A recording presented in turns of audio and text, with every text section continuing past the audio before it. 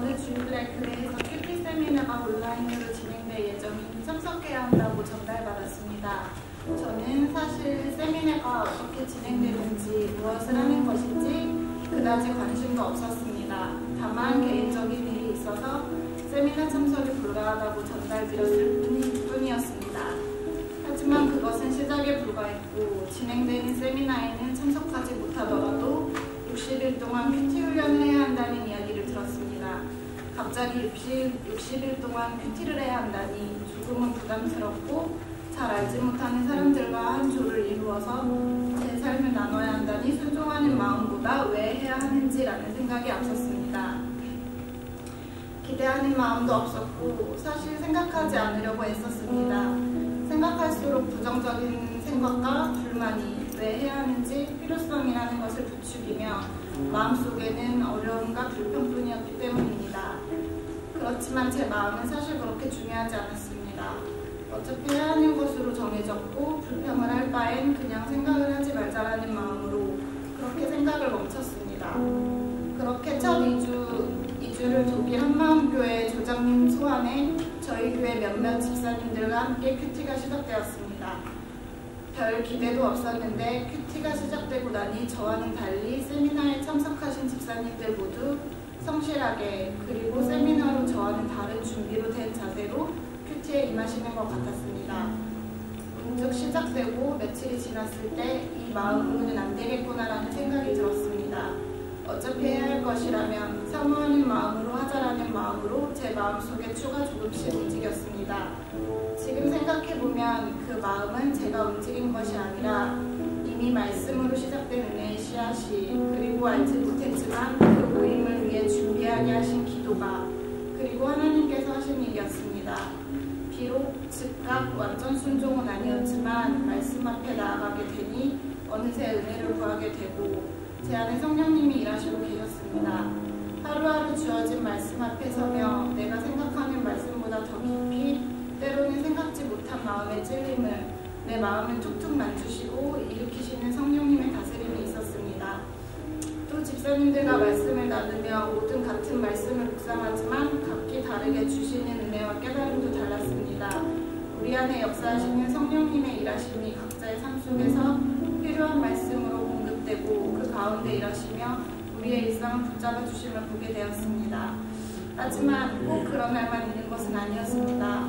시작할 무렵 열왕기하의 말씀을 묵상할 땐 아무리 읽어도 어렵고 와닿는 말씀이 크게 없을 때도 있었고 분명히 하기 싫은 날도 있었습니다. 저녁 때까지 미루다가 하루가 끝나기 전 일일 숙제를 하듯 나와의 약속에서 지고 싶지 않아서 그리고 주어진 24시간 중에 이마저도 하나님 앞에 드릴 수 없다면 내가 무엇을 하나님 앞에서 할 수 있을까라는 생각과 함께 기쁨으로 나아가지 못했던 날도 있었습니다. 하지만 크게 와닿고 깨닫지 못했던 날도 계속해야 된다고 생각했습니다.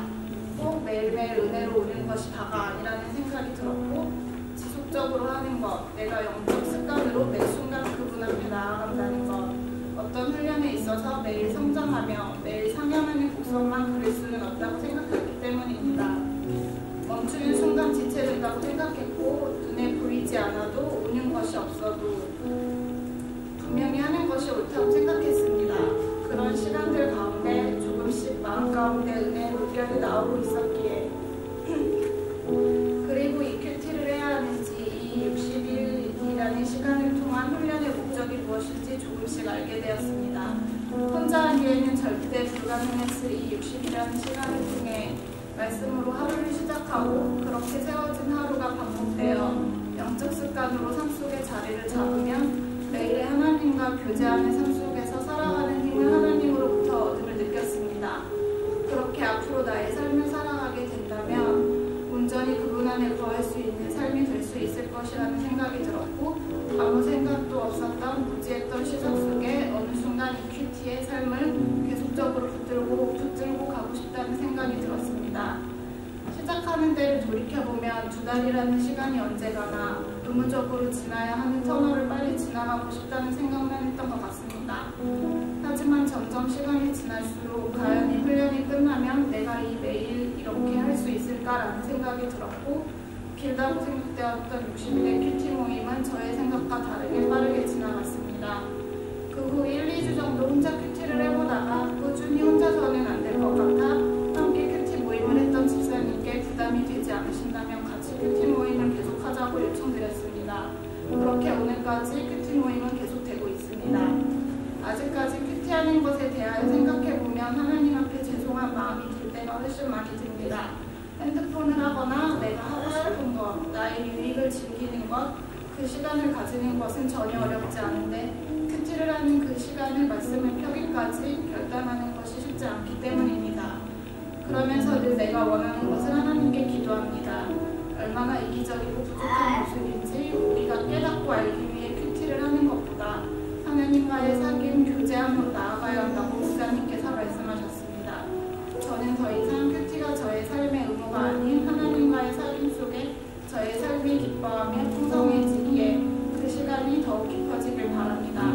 이 훈련에 참석하게 된 것은 저의 의지는 아니었지만 때를 따라 돕는 은혜를 얻기 위하여 은혜의 보좌 앞에 담대히 나아가는 것은 저의 영적 습관을 위한 것이었습니다. 필요한 것이라고 생각하지 못했지만 더없이 필요한 훈련이었고 우리는 말씀 없이 하루를 온전히 살아갈 수 없음을 알고도 모른 채 무지하여 은혜 없이 살아가고 있는 것에 무뎌져서 어쩌면 그저 무뎌진 채로 그렇게 살아왔던 것일지도 모른다고 생각합니다. 하늘에 속한 자로 살아가기 위해서 또한 몸부림치며 노력하며 하나님 앞에 나아가야 함을 느낍니다. 세상 속에서 노력하는 만큼 나의 영적 생활을 돌보고 애쓰며 노력해왔는지 돌이켜봅니다. 과연 그렇다고 이야기할 수 있는지. 최근에 제자훈련 가운데 전능자의 그늘이라는 책을 통해 와닿는 말씀을 함께 나누고 싶습니다. 짐은 기도와 말씀 묵상 시간에 일어나려고 밤마다 자명종을 맞춰두고 잤다. 그는 편지에 이렇게 썼다. 성경은 조금도 옛날 얘기가 아니다. 살아계신 말씀인 그리스도가 활짝 속에 들어있기 때문이다. 우리는 아침에 일어나 세수하지 않는 것은 생각도 못하면서 주님의 말씀으로 깨끗해 씻는 것은 곧잘 잃어버린다. 말씀을 읽어도 도무지 건지는 것이 전혀 없다. 기도에 열정도 없다. 영적인 삶이 해이해졌다. 이렇게 열망이 없을 때일수록 성경에서 뭔가를 얻어야 한다는 양심의 당위에 따라 의지적으로 말씀을 묵상해야 할 것 같다. 내 영혼의 상태가 건강함을 지키려면 내적 당위감을 존중하고 거기에 순복하는 법을 배우는 것이 중요하다. 더 이상 즐거운 충동에 이끌려 주님 앞에 나가지 못할 수도 있다. 그러나 즐거움이 있든 없든 나 자신이 옳다고 믿는 원리에 반응해야 한다. 이번 큐티 훈련을 통해 시작에 불과하지만 말씀과 하나님과의 교제하는 삶이 시작되었고 저의 영혼을 하나님 말씀으로 통제되길 바랍니다.